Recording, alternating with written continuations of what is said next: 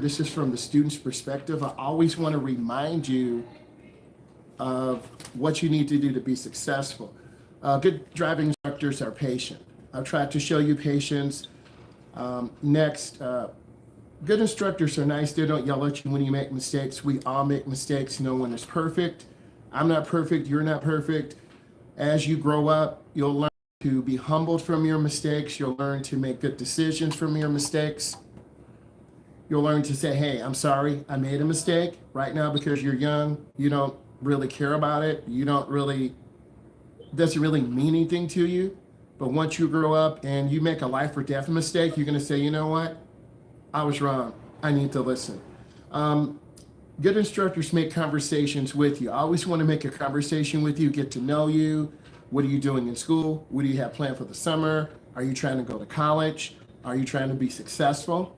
Right? Those things are super important. Next, I use visual demonstrations. I use Kahoot. I use Quizlet. I try to make those things happen for you, make you successful. Test prep is always extremely important. And I always try to stress that because we have a lot of young people here and you get bored very quickly. I'm very considerate. Some of you need to drive home. Some of you need to be picked up. Some of you have to work. Chicken Shack. Things are important. I expect a lot out of you.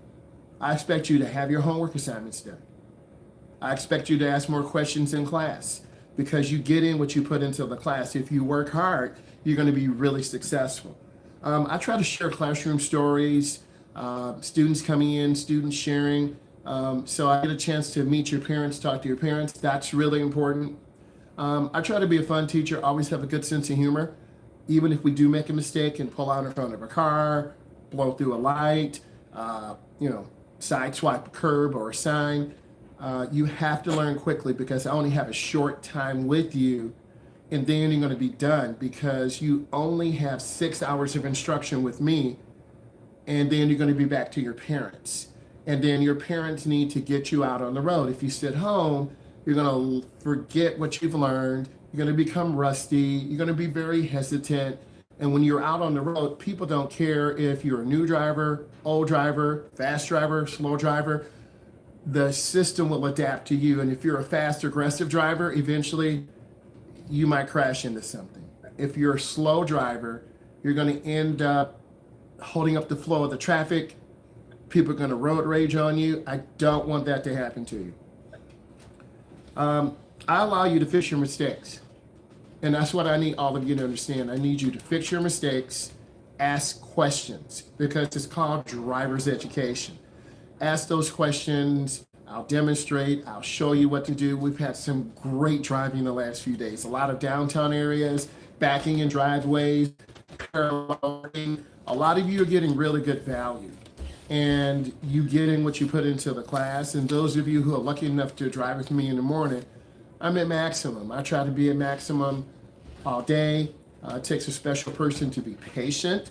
I'm very patient with you, and I want you to be successful. I try to give you positive reinforcement because heaven knows all of us, including me, sometimes we don't have positive reinforcement. Sometimes we have negative people in our life. So I need you to be positive. I always remind you to do things to learn how to turn hand over hand into the turn and hand over hand out. There's more to turn the steering wheel. I need you to know that. But for us as a beginning class, you've got to trust the process, trust the driving school, trust the instructor. And once you learn the right way, you'll remember it forever. But you still have to imprint that in your brain.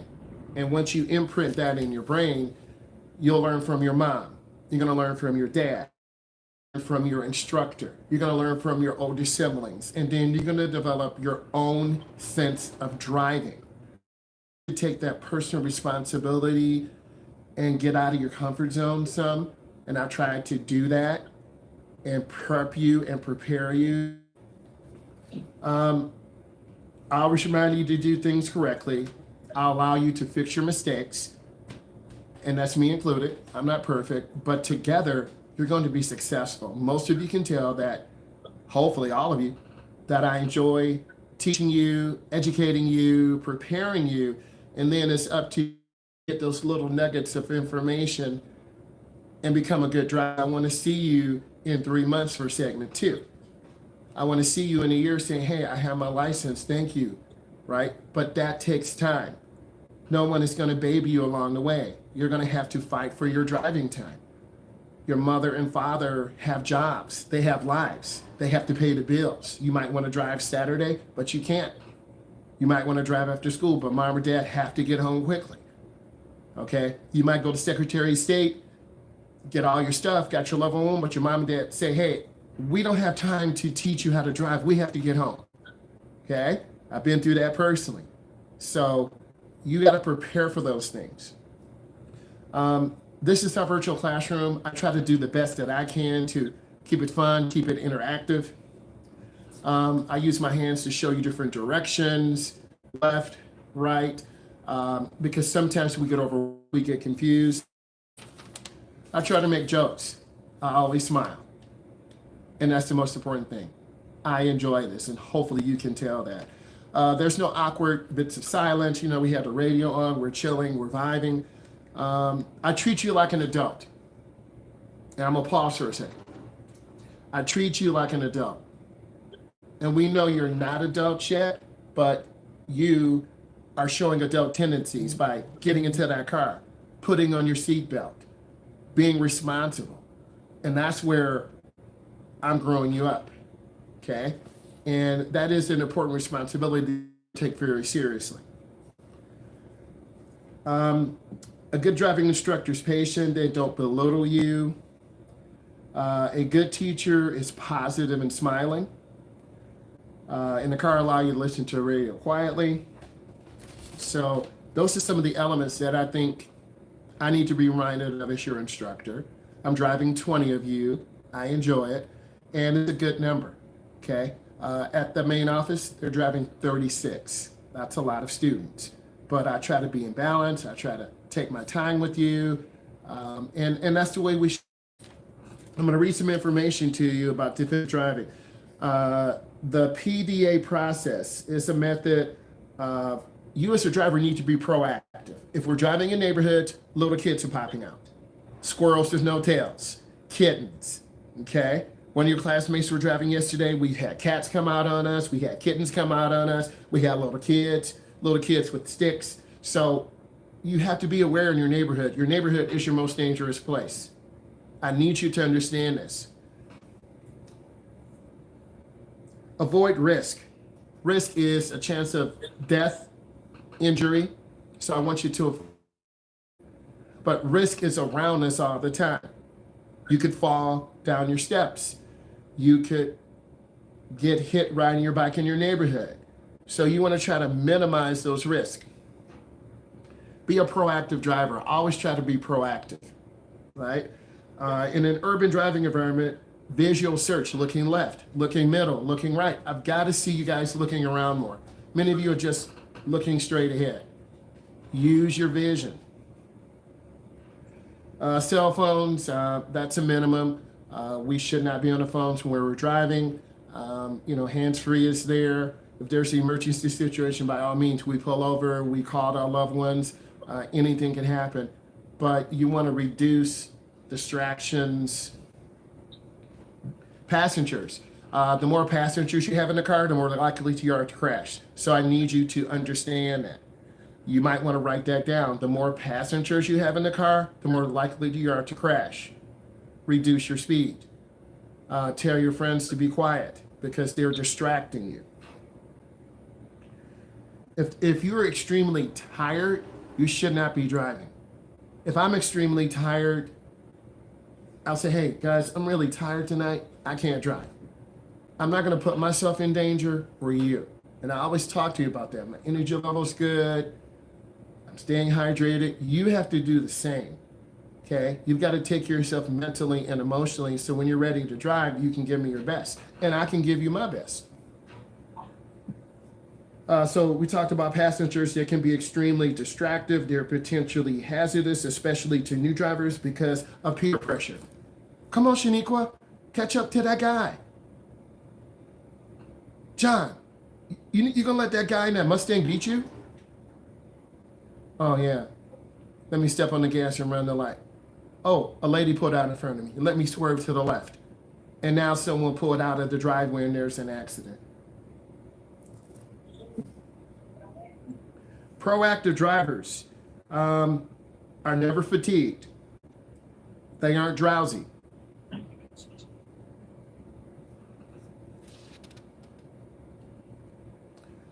want to talk about setting up the path for best travel. I'm just pulling out some of the units in the book. Okay, you should be aware of. I just covered some of the defensive driving. I want to review. Every driver should develop a proactive driving approach intended to avoid potential conflicts. Okay, in a neighborhood, you have kids, you have people cutting grass, you have people delivering packages, you have people doing track and field activities, you have football players.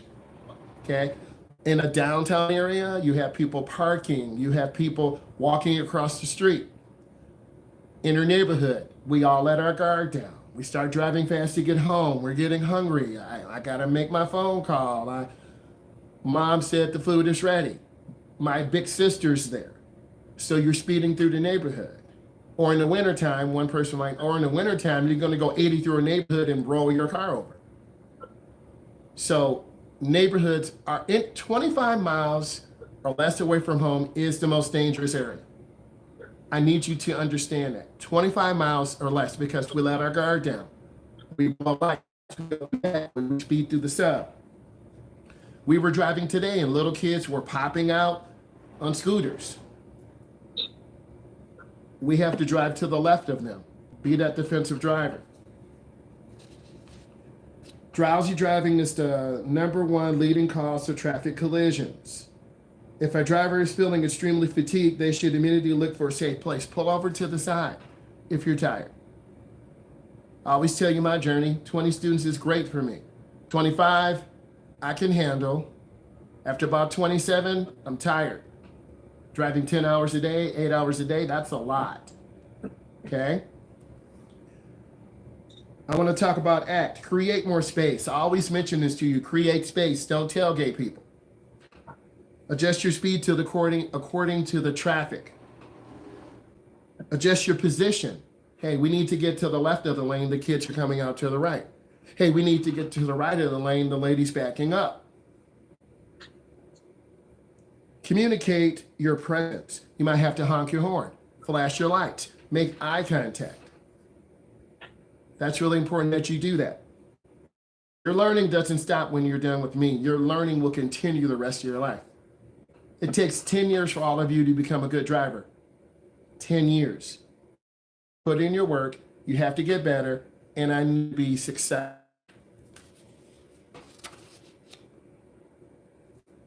Let's talk about PDA vision on the roadway. Identify events in space that are relevant to the driver. Neighborhoods, kids walking up, someone riding a moped, a scooter. Decide what you're going to do. Are you going to speed up? Are you going to slow down? Are you going to change lanes? Are you going to pull over to the side? Act appropriately, make adjustments, change speed, change position, or communicate.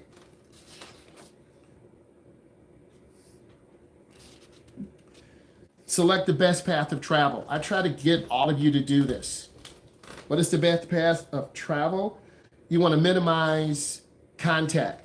With the kittens yesterday, we stopped. The little kitten ran across from left to right. We drove around again. There were 4 or 5 cats sitting. All of you need to go to the area we drove yesterday. It's going to make you better. Which path provides clear space? I always try to tell you have space. Don't tailgate, leave room. Which path provides the clearest space to the side? If we're making a right turn, we don't want to hit the curb. We don't want to hit a sign. We don't want to over-rotate the steering wheel. Which path provides? I want to talk about roundabouts. Many of you have done pretty good on roundabouts, and that's a big part of our life. And it's going to be more in your lifetime. Roundabouts are a circular intersection where traffic enters. Traffic already in, you have to yield. Yield signs are present at all to regulate the flow of the traffic. Roundabouts allow traffic to go in to the right of the center of the island, never to left. Okay? On your driving test, you're going to maybe be going through a roundabout. Roundabouts only allow traffic to go in through the right. Drivers must slow down when entering the roundabouts. You only have to stop when there is a vehicle approaching from the left. So I try to get you guys to look to the left. Okay? You gotta look, you gotta yield. Drivers should never stop in a roundabout unless traffic unexpectedly backs up. Drivers should move into the proper lane before entering the roundabout. Drivers should maintain a slow speed of travel and watch for pedestrians. I want to talk about urban environment. High traffic environments, downtown areas, carnivals, where bars are, people out drinking coffee. It's the summertime. Why not? Urban environments is a very dangerous due to the numerous hazards that can exist in close proximity. People walking up between cars, people with their little kids, vehicles. Roadway users decide to park on the side of the street without providing prior notice. Someone will just stop and pull in front of us. And we're saying, whoa, what's going on? And I'm shaking my head, you're shaking your head. Drivers exiting their vehicles parked on the side of the roadway without paying attention. People will just pop up on us and pop out. Young mothers with kids, they're not focused on us, they're focused on their little son or daughter. And you better come, because little kids are unpredictable. They'll walk right out in front of us. And a child and me. Don't get in that situation. Unexpectedly changing traffic patterns. Okay, like a football game, high school football game. Many of you have been to this before. Heavy downtown areas, the band. Rural driving can be very dangerous due to the high speeds, unexpected hazards. Deer, turkey, ducks, kittens, cats, raccoons from driveways or hidden side streets. Poor driving conditions, loose gravel, soft shoulders. A lot of you still hug the right. Don't hug the right shoulder. Please drive toward the middle. Lack of ability to properly scan. You gotta look. A lot of you are still looking down at the steering wheel like I'm looking down. You're looking at the speedometer. Why are you looking at the piece of plastic when a little girl is walking in front of us? Why are you looking at speedometer when the light is changing? You have to look ahead, get that knowledge. More of you will be getting ready to go on the expressway. I'm giving you some tips right now. Highway driving speeds over 55 miles an hour. Some of they're higher speeds. It's a limited access. You're going to take a ramp to get on and a ramp to get off. There are three main lanes. The lane to the right, slower moving traffic. The middle lane is the smooth lane. The lane to the left is for passing, or the fast lane.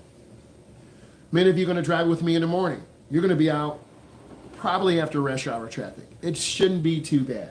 It's going to be nice and smooth. It's going to be fun. You're going to get a good vibe. You're going to practice getting on, getting your speed up. You're going to practice slowing down in the lane, going real smoothly around the roundabout, around the clover leaves. There's traffic. You don't have people coming across their lanes. Hopefully there are no pedestrians or bicyclists, but people do break down on the expressway. Don't rubberneck. Rubberneck is when you stare and you just rear-ended someone.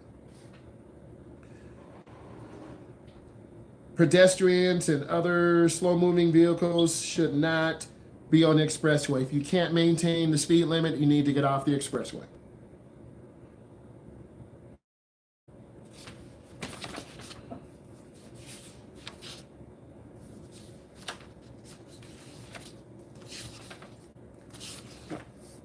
I'm going to talk about road rage. Road rage or aggressive driving is a major issue that can carry on roadways and impact all road users.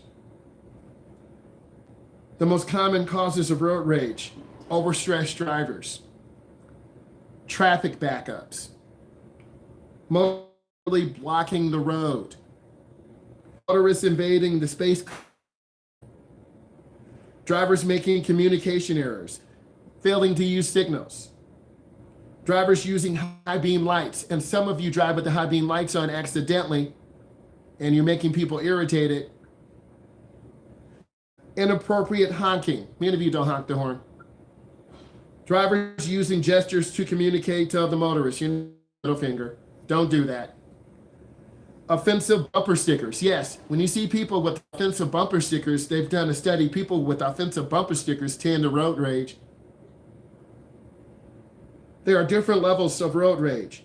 There's verbal aggression. You are screaming at someone, you're triggered, you're yelling, you're cussing, you're making gestures, you're honking the horn. Quiet aggression. First, when drivers complain, if you're late to school, you're going to wreck. Okay? It's called aggression. If I'm late driving you, if your parents are late coming home, some of your parents were late picking you up, I'm smiling. Right? I understand. So quiet aggression is when the driver complains, rushes in. Rush-in aggression occurs when the drivers are in a hurry. They are constantly changing lanes. We saw that earlier today. That black truck cutting in, cutting out, cutting in, cutting out. 5 different lane changes. Total aggression. Drivers are constantly ridiculing other drivers to self or passengers. And violent road rage. When the drivers deliberately use their vehicle and the best avoiding aggressive driving. 1, reduce your stress. Leave plenty of time. Drive at the speed limit. Minimize distractions. Cut down the radio. Tell your friends, be quiet, I'm trying to drive. Don't drive angry. Know when you're getting lost or confused. Don't cut off other drivers. Use your turn signal. Up is right, down is left. Avoid using gestures in the vehicle. Never engage.